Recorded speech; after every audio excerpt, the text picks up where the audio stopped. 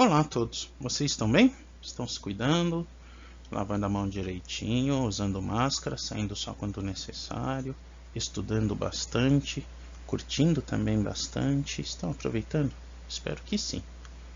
Hoje vamos continuar com o nosso estudo de filosofia. Oba! Então, no trimestre passado nós tínhamos visto a ideia de amor, que era a ideia do currículo. O vídeo do Centro de Mídias, que é o que sempre vai nos nortear junto com o currículo, junto com a apostila, ele vai ter algumas situações que vão ser uma continuidade. Nossa ideia em sala, eu até tinha comentado com vocês, era ir pelo caminho do Aristóteles, né? Então, discípulo do Platão, pega a teoria do Platão, muda um pouco, então era a nossa ideia. Mas o currículo nesse momento está nos pedindo outra coisa, mas oportunidade para falar de Aristóteles não vai faltar. Então, o nosso material de referência, novamente, o vídeo do Centro de Mídias. Ele é o nosso primeiro material, ele é a nossa base de apoio em que nós vamos começar sempre nossas conversas, nossas reflexões. Junto a ele, o nosso material físico, a nossa apostila que vocês retiraram na escola e nossa página 81 a 84. Hoje nós vamos estudar essas páginas. Nosso objetivo, compreender um pouquinho melhor a aula. Lembre-se, a aula é bem explicada, o professor ele tenta trazer o mais claro possível, mas alguns pontos ele precisa passar adiante porque é muito conteúdo.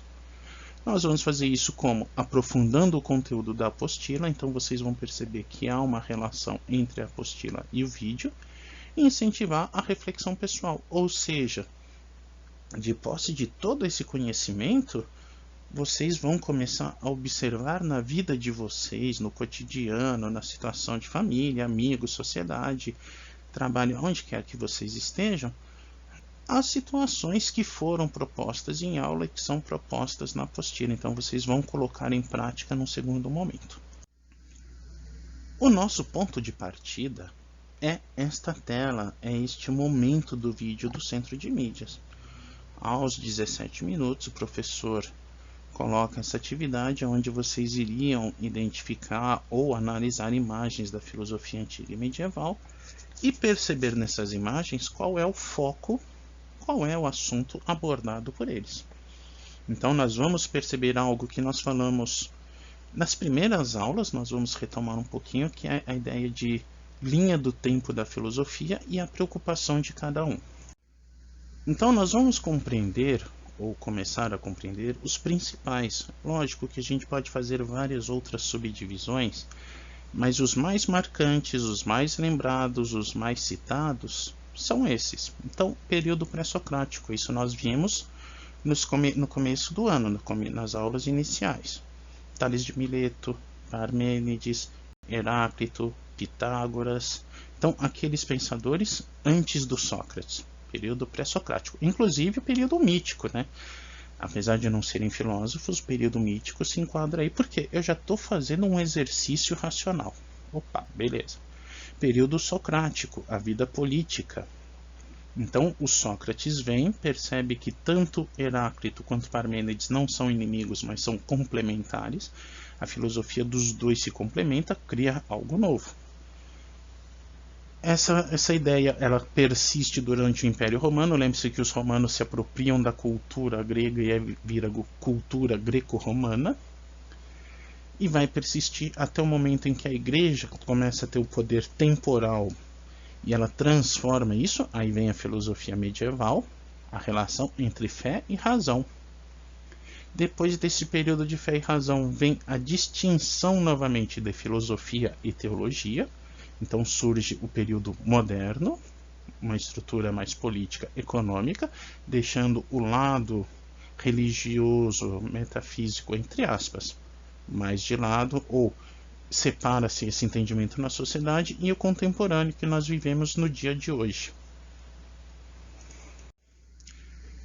Quem copiou nos primeiros dias de aula a tabelinha já vai ter isso aqui que a gente vai só passar por alto, bem definida, só para vocês sempre se situarem aonde nós estamos falando. Então nós estávamos nas primeiras aulas, quando nós paramos, nós estávamos aqui, filosofia antiga.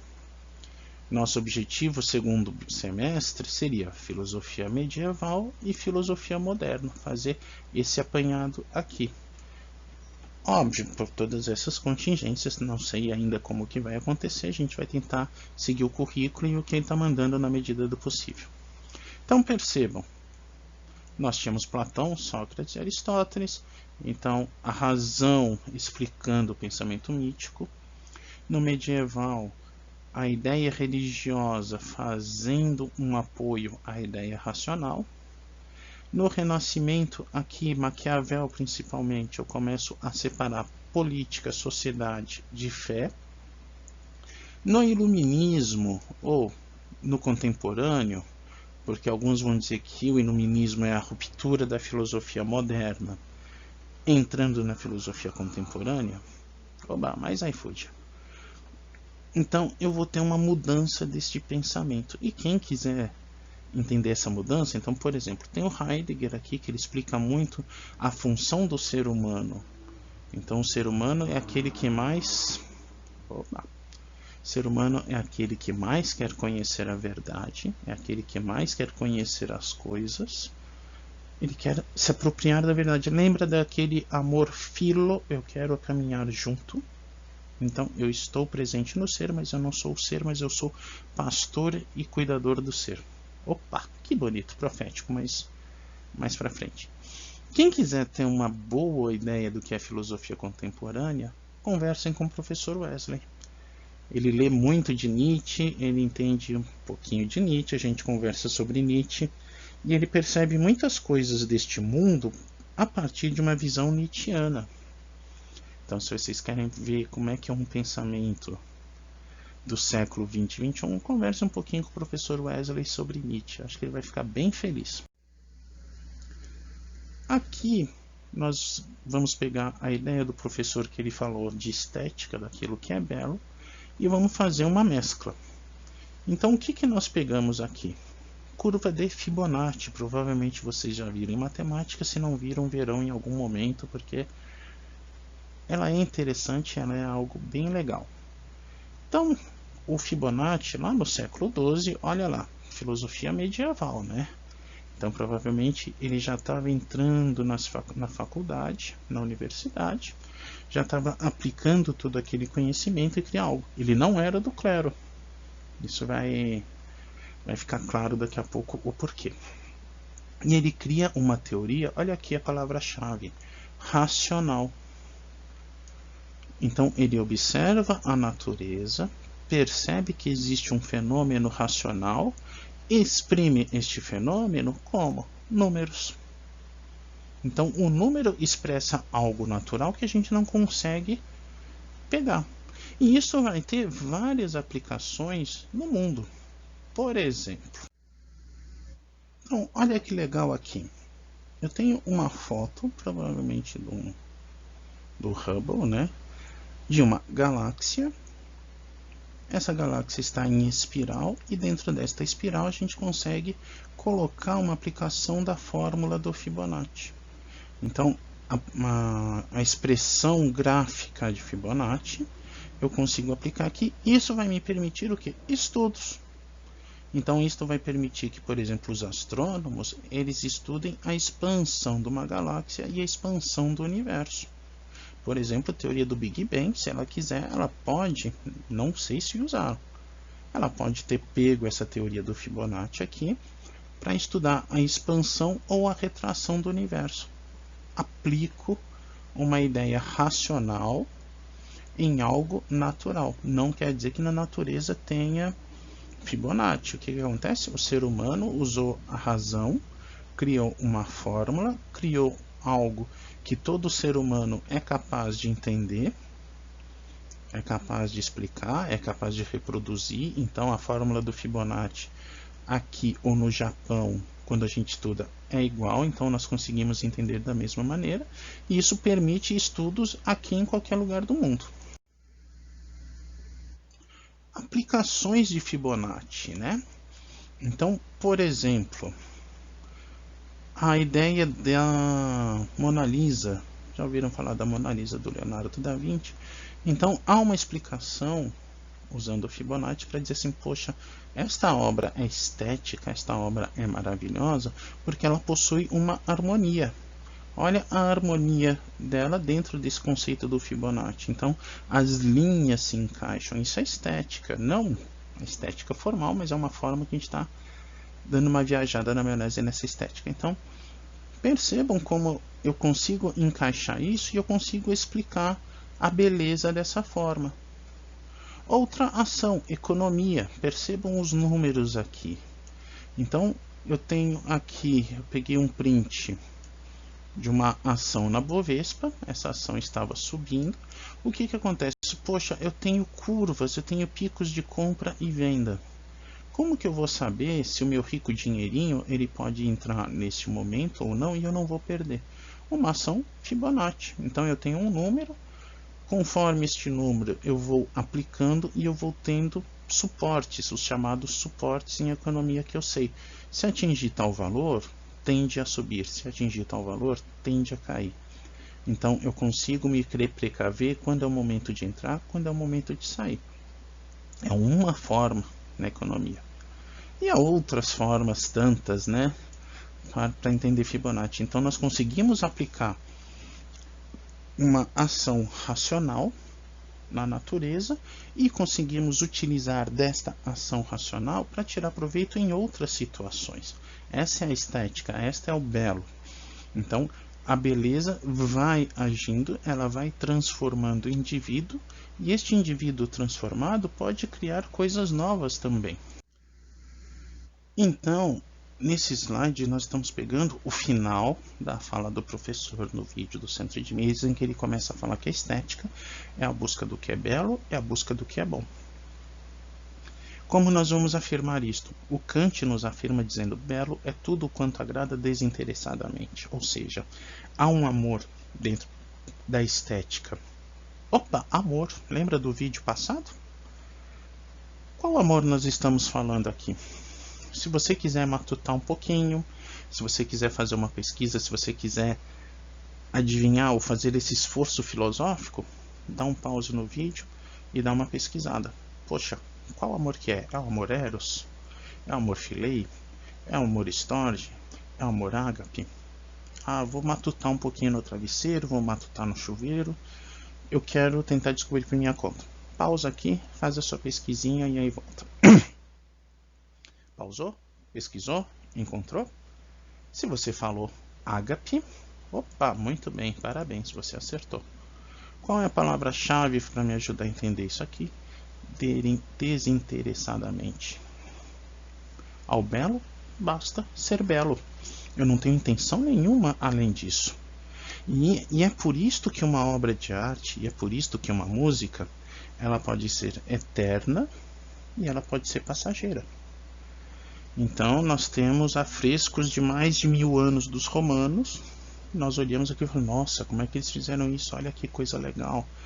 Nós temos pinturas que duram séculos, duram milênios. Nós falamos, nossa, que coisa bonita. Mexe com a gente, né? Provoca algumas sensações. E nós temos a música do carnaval que a gente não lembra mais. Aquela que ela foi criada com o intuito da gente pular, dançar, brincar. E acabou. Então, qual que foi a música do carnaval desse ano? Alguém lembra? Qual foi a música do carnaval do ano passado? Alguém lembra? Não vão ser muitos que vão lembrar, vão ser poucos. Então, para quem fez um sentido maior aquela música, beleza. Para quem estava só se divertindo no momento, era mais um ritmo que ajudava a entrar na brincadeira e acabou. Como que a gente pode pensar essa ideia desinteressadamente? Como a gente pode pensar, poxa, como é que a estética funciona? É uma coisa meio estranha, porque ela não é algo racional, ela é metafísica. Lembra quando a gente fala em metafísica? Além da física, ela vai mexer com sentimentos, ela vai fazer a minha razão ir a um outro nível. Sugestão de filme, então, você terminou os estudos, terminou as aulas do Centro de Mídias, terminou as atividades, ou está no sábado lá querendo ver um filminho para relaxar, para descansar, faz uma pipoca, sugestões, bons filmes para esse momento. Uma Linda Mulher, principalmente as garotas apaixonadas gostam mais dele, os casais, né? Então romance mais para os casais. A cena em que a mulher está na ópera, ela não entende nada de italiano, E ainda assim ela se emociona muito com a ópera, aquilo mexe muito com ela. É uma situação estética, é uma situação metafísica, é uma situação ágape no sentido da estética. Então é belo pelo belo. É interessante, vale muito a pena assistir, quem gosta. Quem gosta de um filme um pouquinho mais de drama, alguma coisa assim, Um Sonho de Liberdade, um filme muito bom também. A cena que nos interessa é a cena em que chegam os discos lá na prisão e o camarada toca essa música para os presos. E muitos presos também não sabem italiano, também não entendem nada do que está sendo cantado, mas ainda assim todos eles se emocionam, todos eles se entendem livres. É muito bonito esse filme também. E, por fim, mas não menos importante, se bobear até mais importante, a marcha imperial do nosso amado Darth Vader. Então você não precisa gostar de Star Wars. Começa a tocar os primeiros acordes dessa música, praticamente todo mundo sabe do que está sendo tratado. Todo mundo já olha e já procura um Vader entrando e ele entra delírio. Então entra na sociedade, introjeta na sociedade um conceito estético. E quando eu toco essa música, algo muito B10, algo muito legal vai acontecer, ou está remetendo a algo que é muito bacana. E aí, quem gosta do Vader dá aquele arrepio bom que você fala, nossa, é agora. Então, ideia de estética. Quem quiser fazer esse exercício, é um exercício bem interessante. Faça esse exercício, depois você medite um pouco se você percebeu esse caráter estético, se isso mexeu com seu metafísico e como que você raciocina toda essa situação. Então, se a sua razão consegue perceber porque algo é belo, é um exercício interessante para fazer. Então, nós terminamos por aqui nesse momento. Não esqueçam de fazer atividade lá no Google Classroom, do centro de mídia de vocês. Ou, se não tiver, peguem o link no blog do Oswaldão ou na nossa página do Facebook. O importante é que vocês não percam a atividade. Se vocês conhecerem alguém que está com algum problema, indiquem para ele o link, passem para ele ou digam para ele entrar em contato para a gente ver o que pode ser feito, para ninguém ficar para trás, para todo mundo ter a chance de fazer o exercício e ficar em dia. Lembrando então, se alguém tiver alguma dúvida, angústia, perturbação na força ou no cosmo, manda um e-mail para a gente. Então, olha o nosso endereço aqui. Manda um e-mail, tire suas dúvidas, não tenham medo de perguntar. Nós vamos tentar fazer um horário no chat do Classroom para atender vocês que estiverem com alguma dúvida. Mas esse e-mail de segunda a sexta, das 10h30 às 12h30, eu fico lá planejando as aulas, montando as coisas e respondendo a vocês. Então, quem tem dúvida, nesse horário é o horário que eu respondo com maior velocidade. Os outros horários a gente responde também na medida do possível. Então, desejo a todos uma ótima semana, um ótimo estudo. Estudem bastante, apliquem-se bastante, vejam os vídeos do centro de mídia, façam atividade dos outros professores. Não esqueçam de se cuidar e não esqueçam também de se divertir. Então, um bom filme, uma boa música também nos ensina muita coisa. Certo, senhores? Tudo de bom e até a próxima aula.